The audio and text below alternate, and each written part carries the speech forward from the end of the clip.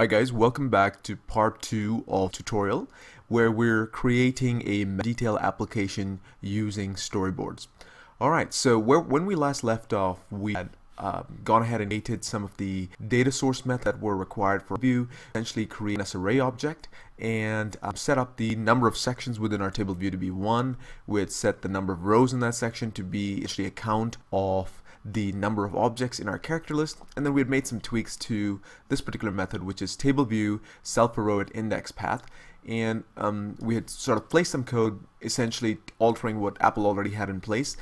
Simply the big ticket items here, of course, where we were setting our cell.textable.text to the NSString object that was in the array based on sort of the row we were currently looking at. Great. So when we last left off, I had told you that normally when you're working with master detail applications, one of the methods that you do have to implement is the table view did select row at index path method. Now you may also remember that I told you that if we attempt to use this method with our storyboards, we're going to run into an error. And I think this would be a great exercise for us to actually take a look at what that error looks like and sort of understand why you can't use this particular method. Now, to be able to set this up, what we actually have to do is create an instance of our detail view controller, and the only way we can really do that is by including our header file here. So what we're going to do here is do a #import detail view controller.h, the command S to save, and then now we can jump back down here and implement our detail view controller. Now of course you'll see that there's some basic code already filled in, and that works for us because that's actually the name of our detail view controller. And I suppose I should also uncomment the code, so that makes it easier for me to edit this. So let's go ahead and uncomment this as well, and you'll see that it's throwing a bunch of errors. That's because we need to fill the rest of this out. So this is also going to be detail view controller, allocate init with nib name, and we aren't really initializing anything here because we don't have a nib. So maybe what we do here is we just set this to a standard init, and let's see here, we want to pass the selected object to the new view controller, and we can just say, okay, what do we want to push, and we'll maybe change this name to be something like DVC. Of course that'll throw an error here, but that's no problem, we just need to change this. So basically what we're doing here is we're creating an instance of our detail view controller called DVC, and then we are trying to push that onto our navigation controller stack. So when you work with navigation controllers, you kind of have to imagine them as working like when you're in the cafeteria, you see a stack of trays, and what you see is really the tray that's on top of the stack. So what we're doing here is, if you can imagine that same tray analogy, we're trying to push this detail view controller onto the top of that stack, so that in the window what the user sees is that top view controller, which happens to be the detail view controller. And then of course when the user hits the back button, what it does is an operation called popping the view controller. So it pops it off the stack, and then you see the view controller that was underneath it, which in this case would be the table view controller. Now I also want to do a couple other things here. I'm going to jump back to my detail view controller implementation file, or I'm sorry, the header file, and I'm going to create a couple different properties here. So one of the things I of course want to do is say add property, and let's create an integer. So we'll just say int, and we'll call it character number. And what we're going to do here, of course, is the reason we're creating this is because we want to be able to track which row we're looking at in our table view, and we're going to leverage that to sort of display the right image in our UI image view. So we'll do that, and then we're also going to set a property. At property, we'll say this is strong and non-atomic, and we'll make this an NSString. So we'll say NSString character name. Do a command S to save, and we've got that set up as well. Great. With both of these set up, we of course have to do the synthesized statements here. So we'll say character image, character name, and character number. So we'll be coming back to this file and of course working with these different properties, but what we're going to do here is really jump back to our table view controllers implementation file, and here before we push the new view controller onto the stack, what I'm going to do is make some room, and I'm just going to set those properties here. So I will come back and say something like dvc dot character name is equal to, or is assigned the value of, let's just say, what do we want to call this? We called our character array character list.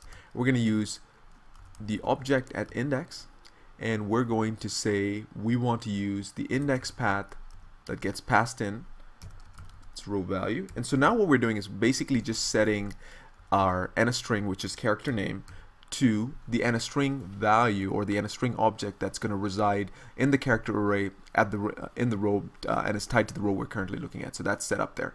Great. The other thing we'll do, of course, is we'll say dvc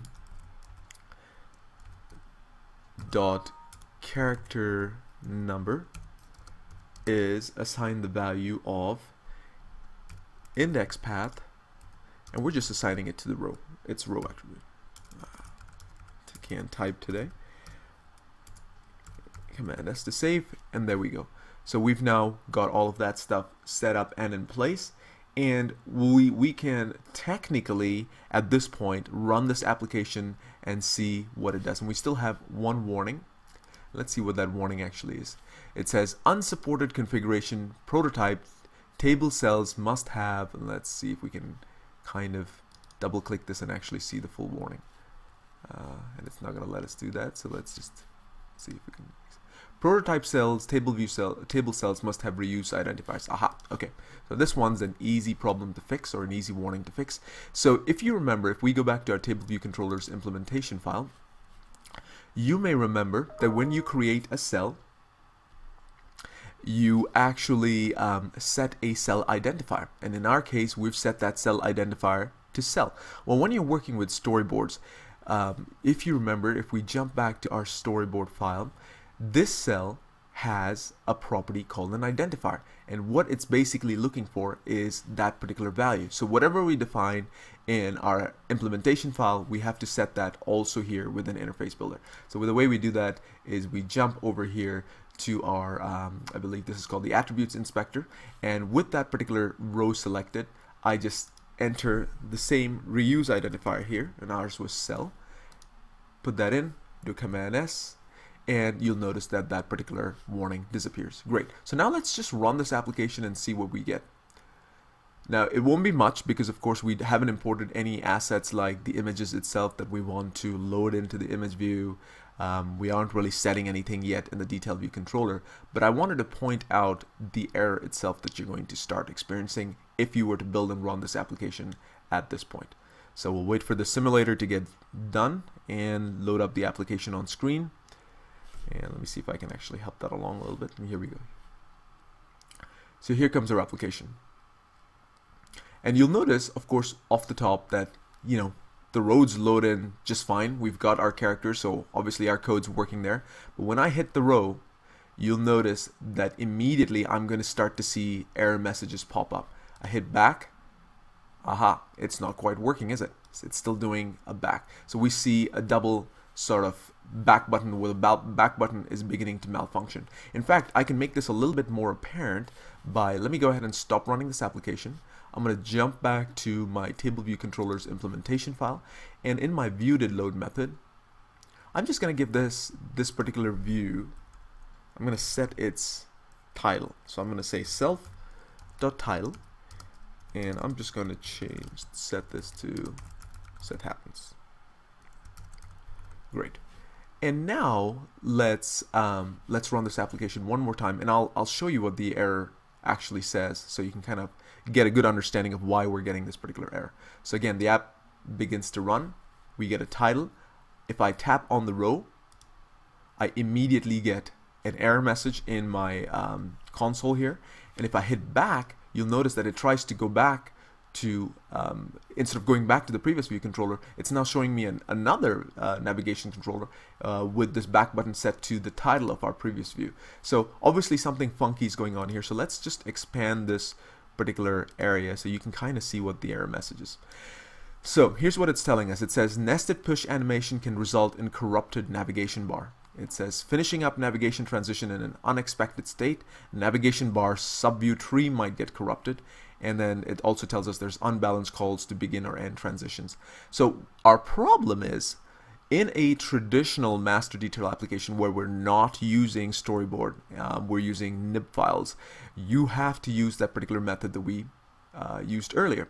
But once you're using storyboards, storyboards use something called segues to do the transitions, and you can no longer use that particular method to actually do the transition from one detail view controller to another. And that's essentially our problem here. It's not liking the fact that we're trying to use that because it's corrupting, like it says here, the navigation bar subview tree. So I just wanted to point that out in case you try to go down that path, and you can understand why we can't use that particular method. So once again, I'm going to hit stop, and I'm going to hide away this particular area, and we are going to, of course, get rid of this particular method because we really don't need it. Instead, when we're working with storyboards, we get access to a brand new method that we're expected to use, and that method is called prepare for segue, and you'll notice that it starts to fill it in right away. We just hit enter, some space, and there's our method. That's the method we have to use because we're doing a segue or a transition between one view controller and another. We have to use this particular method. Now, within this method, we do some pretty similar stuff to what we were doing earlier. One, we have to create an instance of our detail view controller. So create an instance of our detail view controller. And now, just to remind you, of course, that one of the reasons we actually imported the detail view controller .header file is to be able to create this instance. If you don't import that file, you won't be able to do so. So make sure you do that import. Then I'm just going to say detail view controller. I'm going to call this DVC one more time like we did earlier. And then I'm just going to do a detail view controller. Let's see here. alloc and do an init. Right, just like before. So we're creating an instance of that. Then what we need to do is set the DVC, or set basically the destination view controller to the segue has a property called destination view controller. It's a read-only property, and what we're going to do is basically set DVC to be equal to that, or assign that value to it anyway. So we say segue, and then we're just going to say destination view controller, and you see that gets filled in. Command S to save again. Next, what we want to do is we'll need to get the index path. So what we create is an index path object. So we'll just call it index path, ns index path, and we'll just call it path. Keep things simple. And the way we're going to get that value is we're going to say self, which is this class, has a table view, and we want the index path for selected row. So we want the index path to that particular row. Great. Once that's done, we can create a NSString object. NSString. And we'll just call it the character. And we can then get, essentially we can say, let's take a look at the character list, and then give me the object at the index path, which is path. So you see what we're trying to do here. We created the index path so we could get access to the NSString object that we're currently looking at within that area. And of course we could probably try and combine these two statements. I like to split them up because it's easier to see. And then what we can do is just set, like we were trying to do earlier, the character number value to path.row, and then we can also set dvc.character name to the character. Command S to save, and you'll notice that we are getting a little warning here, and that's because what I needed to actually do is not say path, but rather path.row. Whoop, not comma, but path.row. Okay, and that goes away. Fantastic. So now you can see we're creating an NSString object, and what we're trying to do is take a look at the row that's at that particular index path using that index path property for our character list. and essentially setting that to be equal to the character, and that allows us to really manipulate the properties within our detail view controller. So great, so this is now done. But before we actually run this application again, what I want to do is jump back into our detail view controller's implementation file so we can do a couple different things to actually set that value up. Now, what we have to do here, of course, is I'm going to open up my supporting files folder, right click it, and I want to add a couple files to it because I need those images. So this actually makes a little bit of sense. So I'm going to go to my desktop, I'm going to go to the folder that I want, and I've got a resources folder here, and I'm just going to add a couple different characters. So we'll add these two, hit add, and that gets that added there. We're going to add one more file, of course, because we need that. We're going to add files to our master detail app, and I'm going to add Darth Maul's image. Okay, great. Alright, with that done, what I need to do here, of course, is first I have to create a couple UI images because we're working with image views, and the image view has an image property which needs to be a UI image. So let's just go ahead and do that. So let's create a couple UI image objects. So the way we would do that, we just say UI image, and we would say, for example, Vader image, and we can just call the method UI image named, and then we just need to give it the name of the file. So this one's called vader.jpg or JPG. And then what I'm going to do is just copy this a couple times and change this. So this will be Maul image, and this is going to be Sidious image, and then of course the file names are different, so this will be maul.jpg and sidious.jpg, and of course these match the names of the files that I just imported.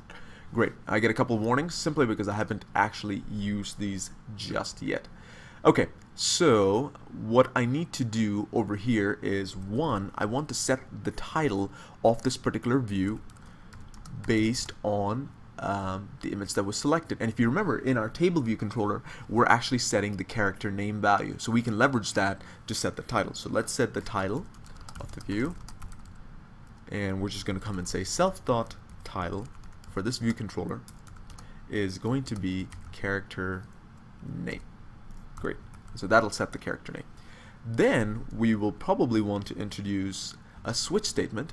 So we'll say set the UI image view based on character number. So what we can do here, of course, we can do a bunch of if statements, or we can just use a switch, and that's probably going to be our best bet. It's the most efficient way of doing this, and I'm going to use character number as the mechanism to do the switching. So character number is of course going to be an integer value. You remember we're setting that in our table view controller. So now I can just come down here and say case 0 and essentially do a couple different statements. So what I can say is I can say character image, which is our image view, dot image. We're going to set that property to be Vader image in the case of case 0. And then I'm going to go ahead and copy this a couple times. And of course I'll get a warning because I can't use the same case value again. This image is going to be set to Maul image. And you'll notice that those UI image warnings are now disappearing because we're finally actually using them. So 0, 1, 2, last one is going to be Sidious image. Great. Command S to save, and we can now run this application.